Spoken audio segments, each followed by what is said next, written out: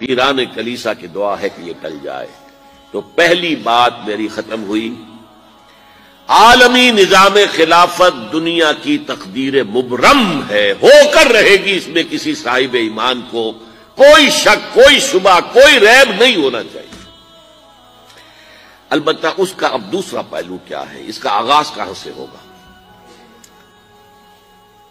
اب وہ نقطہ کون سا ہوگا، نقطہ آغاز کون سا ہوگا؟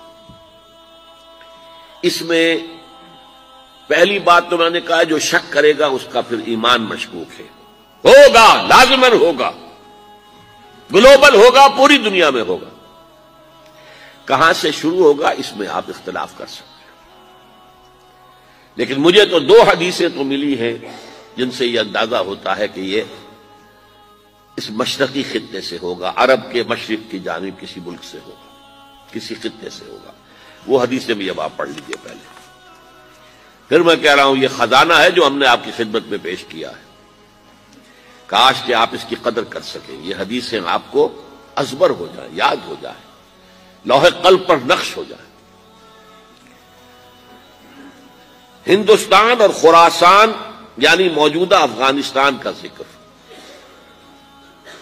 ابن ماجہ کی روایت ہے، عن عبداللہ ابن الحارث رضی اللہ تعالی عنہ قال رسول اللہ صلی اللہ علیہ وسلم یخرج ناس من المشرق یؤتئون للمہدی یعنی سلطانہ، یعنی سلطانہ، دونوں طرح سے پڑھ سکتے ہیں۔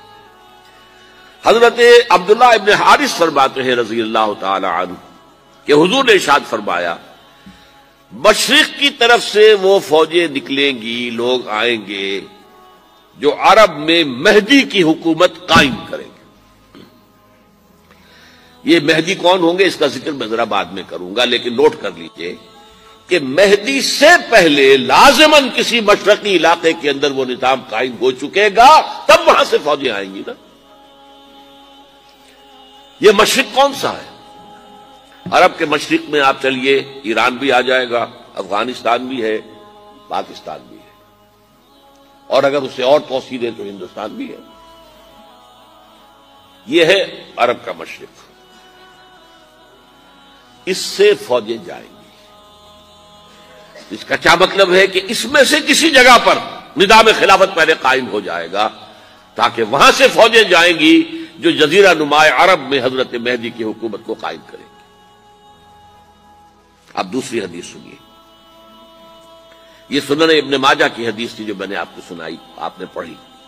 دوسری عن ابی ہریرہ رضی اللہ تعالی عنہ،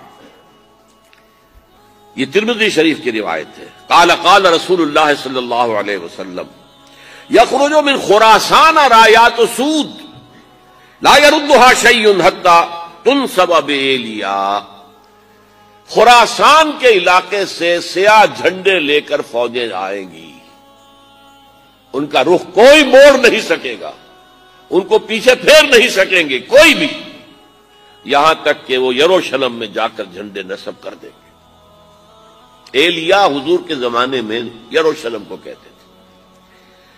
یہ یروشلم تھا جب حضرت سلیمان کی حکومت تھی اور یہاں پر معبد سلیمانی، ہیکل سلیمانی قائم ہوا، پھر یہ یروشلم ہی رہا ہے تاریخ میں، یہاں تک کہ سن 70 عیسوی میں جب ٹائٹس رومی جنرل نے اس کو گرایا، ختم کیا، سیکنڈ ٹیمپل گرا دیا اور یہاں سے یہودیوں کو کہا نکل جاؤ، یہاں سے کوئی یہودی باقی نہیں رہا، بالکل تہو بالا برباد کر دیا۔ اس کے کوئی 150 سال بعد ہیڈریان، رومن ایمپرر ہیڈریان، اس نے پھر دوبارہ آباد کیا اس شہر کو۔ 150 سال تک یہ بالکل بنجر اور بالکل غیر آباد پڑا تھا۔ اب ہیڈریان نے جب آباد کیا تو اس کا نام ایلیا رکھا، اب یروشلم نام نہیں تھا۔ تو حضور کے زمانے میں پھر اس کا نام ایلیا تھا، اور اب اس سے کیا معلوم ہو رہا ہے کہ یہ یروشلم مسلمانوں کے قبضے سے اس وقت نکلا ہوا ہوگا، ایک دفعہ پہلے نکلا تھا، سن 1099 عیسوی میں مسلمانوں کے ہاتھ سے نکلا، کروسیڈرز عیسائیوں نے آ کر اس کو قبضے میں کیا، لاکھوں مسلمانوں کو مارا، قتل کیا۔ اس کو 1187 عیسوی میں واپس لیا ہے کس نے لیا ہے؟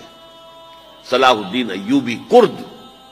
عرب کھوکھلے ہو چکے تھے، عربوں نے کھویا، واپس نہیں لے سکے.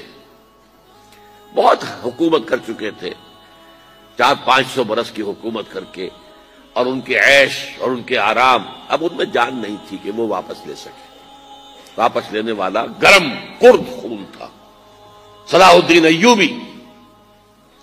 تو گویا کہ اب آپ سمجھئے کہ 88 برس تک عیسائیوں کا قبضہ رہا یروشلم پر. اب 1967 میں یہودیوں نے قبضہ کیا ہے، اور اب 38 برس تو ہو گئے، 88 نہیں تو 38 برس تو ہو گئے ہیں. لیکن وہ دور آئے گا کہ اب پھر لیں گے. لینے والے عرب بھی نہیں ہوں گے، خراسان کے علاقے سے فوجیں آئیں گی. یہ خراسان کیا تھا؟ ایلیا تو میں نے آپ کو بتا دیا، یروشلم کا نام ہے. خراسان اس زمانے میں ایک بہت بڑے ملک کو کہتے تھے. کچھ حصہ پاکستان کا بھی اس میں شامل ہے، کچھ حصہ ایران کا بھی ہے. ایران کے اس حصے کو اب بھی خراسان کہتے ہیں، وہ ایک صوبہ ہے. خراسان ایک صوبہ ہے ایران کا، چھوٹا سا. پاکستان میں خاص طور پر یہ جو علاقہ مالاکنڈ ایجنسی کہلاتی ہے، اس سے اوپر جتنا علاقہ ہے، اور یہ جو واخان کی ایک پٹی آتی ہے اوپر، واخان افغانستان کی ایک پٹی سی دم سی چلی آتی ہے جو جا کر چائنا کی سرحد سے مل جاتی ہے.